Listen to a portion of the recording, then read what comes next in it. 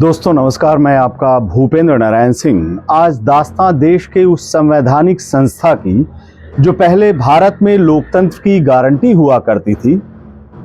मैं उस संस्था के लिए पास्ट टेंस था का क्यों इस्तेमाल कर रहा हूं, इसका खुलासा करने से पहले उस संस्था के बारे में मैं आप लोगों को कुछ और बताना चाहता हूं।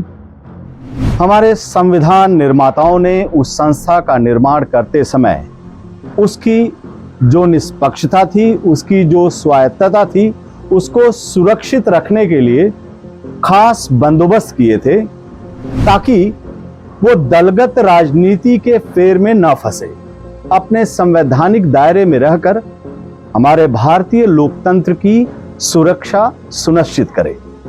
उस संवैधानिक संस्था को दलगत राजनीति से और ऊपर उठाने के लिए देश की सुप्रीम कोर्ट ने संस्था के प्रमुख सदस्यों की नियुक्ति के लिए एक खास प्रावधान किए थे। और वो खास प्रावधान क्या थे? अपने एक फैसले में कहा था कि संस्था प्रमुख और उसके अहम सदस्यों की नियुक्ति 3 सदस्यों की एक टीम करेगी। याद रखिएगा, 3 सदस्यों की एक टीम करेगी। अब गौर से सुनिए, 3 लोगों की इस टीम में कौन कौन होते थे? प्रधानमंत्री, नेता विपक्ष और सुप्रीम कोर्ट के सर्वोच्च न्यायाधीश की तरफ से नियुक्ति समिति। समीकरण पर एक बार और गौर, यानी एक बार और ध्यान दीजिए आप। नियुक्ति में किसी एक पक्ष का बहुमत नहीं। प्रधानमंत्री अलग दल का, नेता विपक्ष, उसके विरोधी दल और मुख्य न्यायाधीश दलगत राजनीति के ऊपर उठे हुए एक निष्पक्ष सदस्य। मतलब उस संवैधानिक संस्था के प्रमुख और दूसरे सदस्यों की फ्री एंड फेयर नियुक्ति। सिलेक्शन में दाएं बाएं की कोई भी गुंजाइश नहीं। 3 में 2 जिस नाम पर सहमत, उसकी नियुक्ति। ये उस काल की बात थी जब उक्त संस्था की आत्मा जिंदा थी। मौजूदा मोदी सरकार में उस संस्था की बस काया बची है। आत्मा कहां गई, इसका अंदाजा लगाने के लिए आप आगे के बदलाव पर अपना गौर जरूर फरमाइए। माननीय मोदी सरकार ने संसद में संख्या बल के दम पर संस्था प्रमुख और दूसरे सदस्यों की नियुक्ति में अहम बदलाव कर दिया। और वो क्या बदलाव किया? नियुक्ति की पूरी प्रक्रिया से सुप्रीम कोर्ट के मुख्य न्यायाधीश वाली समिति को बाहर कर दिया है। नियुक्ति करने वाले सदस्यों की संख्या वही 3, लेकिन अब उसमें सुप्रीम कोर्ट के मुख्य न्यायाधीश का अब कोई भी रोल नहीं है। तो उनकी जगह कौन होगा? उनकी जगह सुनिए, माननीय मोदी जी की मुहर लेकर निकले उनके कोई भी माननीय कैबिनेट मंत्री। समीकरण पर एक बार फिर से गौर कीजिएगा। पहले नियुक्ति में 3 लोगों की भागीदारी होती थी। उसमें थे प्रधानमंत्री, नेता विपक्ष और सुप्रीम कोर्ट के मुख्य न्यायाधीश।